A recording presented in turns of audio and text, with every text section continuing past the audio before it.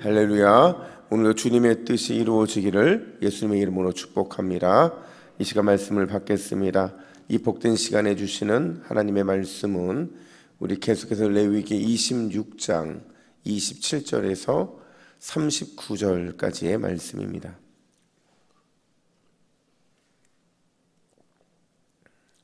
레위기 26장 27절부터 39절까지의 말씀 앞에 엎드려 하는 이유라는 제목으로 오늘 말씀을 받겠습니다. 우리 27절부터 39절까지 우리 함께 교독하겠습니다.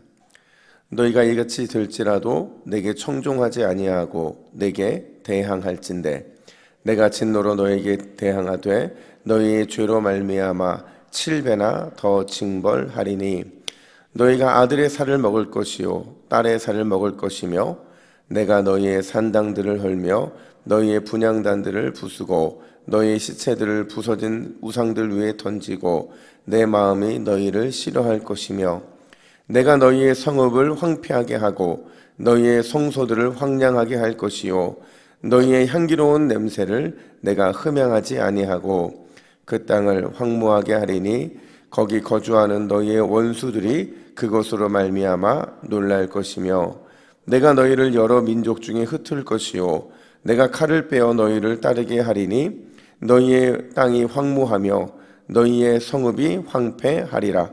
너희가 원수의 땅에 살 동안에 너희의 본토가 황무할 것이므로 땅의 안식을 누릴 것이라. 그때의 땅이 안식을 누리리니 너희가 그 땅에 거주하는 동안 너희가 안식할 때에 땅은 쉬지 못하였으나 그 땅이 황무할 동안에는 쉬게 되리라. 너희 남은 자에게는 그 원수들의 땅에서 내가 그들의 마음을 약하게 하리니 그들은 바람에 불린 잎사귀 소리에도 놀라 도망하기를 칼을 피하여 도망하듯 할 것이요 쫓는 자가 없어도 엎드러질 것이라. 그들은 쫓는 자가 없어도 칼 앞에 있음같이 서로 짓밟혀 넘어지리니 너희가 원수들을 맞설 힘이 없을 것이요 너희가 여러 민족 중에서 망하리니 너희의 원수들의 땅이 너희를 삼킬 것이라. 함께 읽습니다. 너희 남은 자가 너희의 원수들의 땅에서 자기의 죄로 말미암아 쇠잔하며 그 조상의 죄로 말미암아 그 조상같이 쇠잔하리라. 아멘. 여러분, 우리는 지난 화요일부터 계속 한 가지 주제를 가지고 지금 달려오고 있는 거예요. 여러분, 그 주제가 뭐예요? 하나님의 말씀에 청종하느냐, 청종하지 않느냐. 바꿔 말하면 말씀에 순종하고 있느냐, 또 말씀에 불순종하느냐. 그게 바로 이 주제라는 거죠. 여러분, 분량만 놓고 본다면 말씀에 순종하는 게 더 비중이 클까요? 아니면 순종하지 않는 게 비중이 더 클까요? 순종하지 않는 게 더 비중이 큽니다. 3절부터 13절 딱 11절에 걸쳐서 이 순종하는 자가 받을 복이 무엇인지를 말씀하셨다면 14절부터 무려 43절까지 29절을 불순종하는 자가 받을 저주와 심판에 대한 말씀으로 이어지고 있다는 거죠. 이게 뭘 의미하냐면 하나님은 인간의 연약함을 아신 겁니다. 우리가 또 미련해서 불순종할 걸 주님이 아셨다는 거예요. 그래서 아버지의 심정으로 간곡하게 부탁하는 거죠. 너희가 속히 불순종해서 순종으로 돌아와야 한다. 너희의 마음을 반드시 잘 지켜내야 된다. 바로 그거를 말씀하고 계신다라는 거예요. 오늘 본문도 어제에 이어지는 내용인데요. 차이가 있다고 한다면 이스라엘 백성들의 불순종의 정도가 더 강해졌다는 거예요. 그리고 그 결과로 인해서 심판의 무게도 더 무거워졌다는 겁니다. 과연 이런 본문의 내용 속에서 오늘 우리를 통해 교훈하시는 하나님의 말씀이 무엇이냐? 첫 번째로 기회가 주어졌다면 반드시 그 기회는 붙잡아야만 한다는 것을 오늘 본문은 말해주고 있는 거예요. 여러분, 기회는 황금이다라는 말이 있어요. 그러니까 기회는 그만큼 쉽게 오지 않기 때문에 우리 인생에 기회가 왔다면 반드시 그 기회는 붙잡아야 된다라는 겁니다. 특별히 어제부터 계속 반복되는 표현 하나 등장을 하는데 바로 7배나 더 심판하겠다, 7배나 더 재앙을 내리시겠다 하는 말씀이 지금 어제부터 계속 반복이 되고 있어요. 그런데 가만히 보면 이게요 패턴이에요. 지금 하나님께서 뭔가를 말씀하시고 계시는데 7배나 더 심판하겠다, 더 재앙을 내리겠다라는 이 말씀이 하나의 패턴처럼 계속 반복되고 있다는 거죠.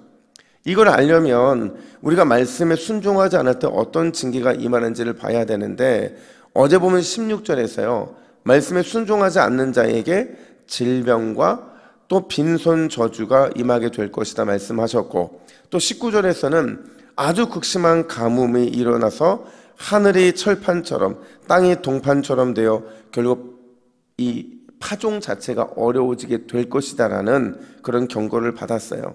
그리고 또 26절에서는 극심한 식량 부족 현상이 너희 가운데 나타나게 될 것이다. 근데 중요한 건 오늘 본문인데, 오늘 본문은 뭐라고 말해주느냐. 29절 말씀 우리 같이 읽습니다. 시작. 너희가 아들의 살을 먹을 것이요 딸의 살을 먹을 것이며, 자녀를 먹을 수밖에 없는 상황까지 임하게 될 것이다. 아주 매우 강력한 심판인데요, 여러분 지금 16절부터 우리가 읽은 29절까지 내용을 쭉 보면 고대에 이런 심판이 임하는 게 어떤 심판이냐? 결국 전쟁이에요. 전쟁으로 말미암아 그들이 굉장히 강력한 하나님의 심판 앞에 서게 되는 그 장면을 오늘 본문은 보여주고 있는데, 근데 이렇게 심판의 정도가 점점 강해지면 강해질수록 계속해서 똑같이 반복되는 표현이 있어요. 이건 변함이 없어요. 그게 뭐냐면 7배나 더 강한 심판을 주겠다, 7배나 더 강한 심판을 내리겠다라는 이 메시지가 지금 반복되고 있다는 거죠. 자 보세요. 심판의 메시지는 강해졌어요. 근데 7배나 더 강하다는 표현이 겉으로 볼 때는 7배 뭐 7배 계속 반복돼서 나타나는, 이게 7배가 반복되지만 7배만큼 더 쌓여진다는 건 아니거든요. 이게 뭘 의미하느냐? 이게 바로 이 말씀이 하나님의 설복이라는 겁니다. 분명히 겉으로 볼 때는 경고인데 경고로 끝나는 게 아니라 하나님께서 설득하시고 설득함을 통해 그들에게 기회를 주고 계신 것, 그게 바로 오늘 본문에서 이 반복을 사용하고 있는 이유라는 겁니다. 다시 말하자면 이 정도면 됐으니 이제 돌아와라, 이제 내 마음을 좀 알아줄만 하지 않느냐라는 하나님의 간곡한 기회를 주고 계신 부탁의 모습이라는 거죠. 그래서 28절은 어떻게 보면 이렇게 번역하는 게 맞을 것 같아요. 내가 이렇게까지 참고 기다렸는데 아직도 더 기다려야 하는 거냐? 제발 내 마음을 좀 알아다오. 이런 하나님의 마음이 오늘 본문에 임하고 있다는 거죠. 여러분 이게요, 지금 그들이 포로로 끌려간 상태가 아니라는 거예요. 지금 이 말씀이 주어질 때는 이스라엘 백성들이 아직 가나안 땅도 들어가고 있지 않은 상태에서 이 말이 주어졌다는 건 과연 무슨 의미냐? 출애굽 백성의 입장에서는 만약에 이런 상태가 오게 되면 무조건 돌아가야 되는구나, 무조건 회개하고 나아가야 되는구나, 기회가 있을 때 반드시 그 기회를 붙잡아야 되는구나 라는 그 메시지를 그들에게 주고 계신 거라는 거죠. 제가 어느 책에서 읽은 일화인데요, 기도하는 어머니 밑에 자란 아들이 있었다고 해요. 여러분 보통 기도하는 어머니 밑에 아들이 자라면 어떤 아들이 보통 자라는 줄 아세요? 기도하는 부모님 밑에는 꼭 기도하는 아들이 있어야 되는데 그 중간 단계가 꼭 있더라고요. 그 중간 단계가 뭐였냐면 고집스럽게 이 사람은 믿음을 거부하는 그런 아들이었다라는 거예요. 그러면 늘 엄마한테 하는 말이 뭐냐면, 어머니 증거만 있으면 저는 믿겠습니다. 근데 저는 하나님이 살아계신 증거를 믿지 못하겠습니다. 증거를 좀 가져와 주세요. 늘 이랬다는 거예요. 근데 이 아들이 군대를 갔는데 첫 번째 증거가 경험이 되는 거예요. 아들이 이 작업하던 창고가 갑자기 무너졌는데 하필이면 그 순간에 이 아들이 이 기둥 밑에 있다가 안전하게 살아나올 수 있었다라는 겁니다. 그 소식을 들은 어머니, 그 소식을 접하고는 많은 사람들이 이 기적 같은 일이다, 하나님 살아계시다 이렇게 말하는데 이 아들은 뭐라고 반응했는 줄 아세요? 이건 다 우연이다 이렇게 반응을 한 거예요. 너무 안타깝잖아요. 근데 또 얼마 안 있고 나서 하필이면 이 아들이 근무하고 있는 그 순간에 이 큰 트럭이 지나가면서 이 아들을 깔고 지나간 거예요. 상태를 보니까 이게 빨리 후송이 되지 않으면 생명조차도 어려워진 상황이 된 거예요. 근데 그 시간에 뭐 어떻게 후송을 하겠어요? 근데 너무도 신기하게도 갑자기 미국 이 헬리콥터와 연결이 됐다고 하는 거죠. 그래서 이제 헬리콥터를 타고 수소통합병원으로 가게 됐는데 옮긴 시간이 굉장히 늦은 시간이었대요. 근데 이제 보통 늦은 시간에는 일반 병원도 그렇지만 당직 의사밖에 없잖아요. 근데 하필이면 그날 그 시간에 이 군의관들 회의가 있었다는 거예요. 그래서 그 회의가 끝나갈 무렵에 이 아들이 도착을 했고 수술 이후에 기적적으로 완치가 됐다라는 거죠. 그리고 깨어나서 이 모든 이야기를 들은 아들이 결국에는 하나님 앞에 자복했다라는 거예요.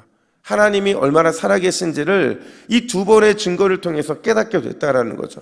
그러면서 하는 말이 뭐냐면 자신은 늘 거울 앞에 서는 게 즐겁다는 거예요.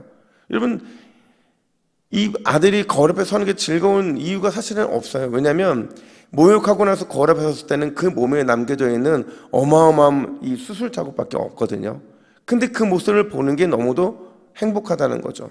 왜냐하면 자기 몸에 새겨진 이 모습이 결국에는 하나님이 자기에게 주신 기회를 붙잡은 흔적이기 때문에 자신은 너무 행복하다, 이런 고백을 했다라는 거죠. 사랑하는 여러분, 반드시 하나님의 기회는 붙잡아야 되는 줄로 믿습니다.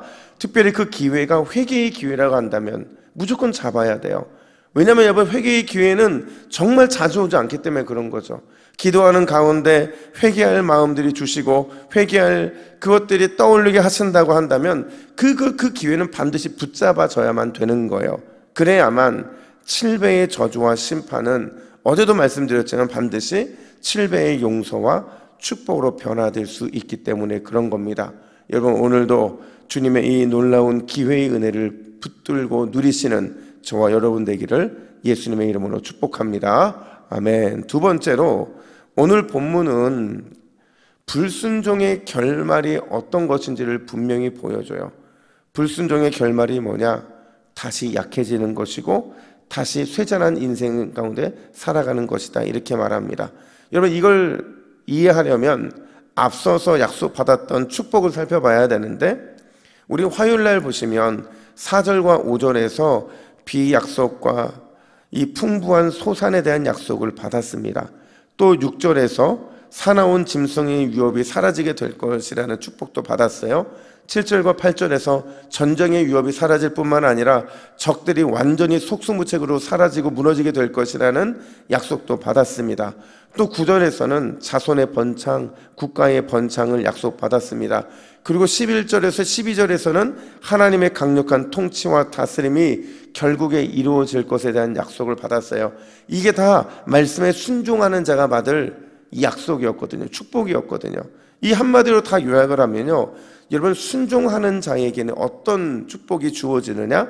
하나님의 강함이 내 강함이 되는 그런 축복을 누리게 된다는 거예요. 그러니까 나는 약하지만, 나는 가진 것이 없고, 나는 늘 부족하지만 내가 순종하면, 말씀에 순종하면 하나님으로 인한 강함이 나한테 임하게 된다는 거죠.